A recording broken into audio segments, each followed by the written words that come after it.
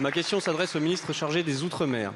Alors que les Néo-Calédoniens ont par 3 fois confirmé la volonté de rester français et que le gouvernement a reporté les élections provinciales, nous apprenons que vous discutez avec les membres du Front international de décolonisation, mouvement séparatiste téléguidé par l'Azerbaïdjan.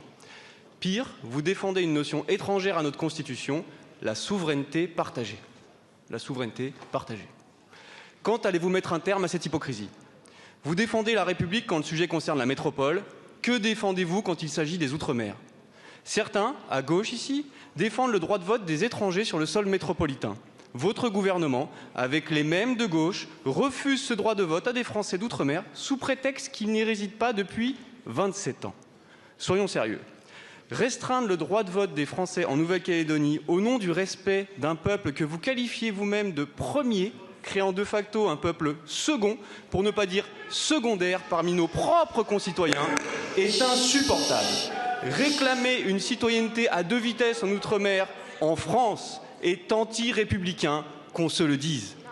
Soyons clairs, la France est une et indivisible. Vous nous trouverez toujours sur votre chemin quand vous tenterez de l'éclater en communautés, peuples et pays. Mes chers collègues, la Nouvelle-Calédonie est et restera française. La réponse a été donnée par nos compatriotes de Nouvelle-Calédonie 3 fois non. Non, non et non. 3 référendums. Pourquoi vous entêtez, monsieur le ministre ? Un projet de référendum nouveau ne peut être envisagé avant plusieurs décennies, le cas échéant. Au lieu de rouvrir des débats qui veulent diviser et fracturer, allez-vous opter pour l'urgent et le nécessaire, à savoir la reconstruction économique et sociale, plutôt que de vous enliser dans des débats institutionnels volontairement clivants ? Allez-vous concentrer à l'inverse vos efforts sur des projets concrets pour relancer l'économie du territoire, le tout en garantissant évidemment la souveraineté française et l'unité de la nation ? Merci beaucoup.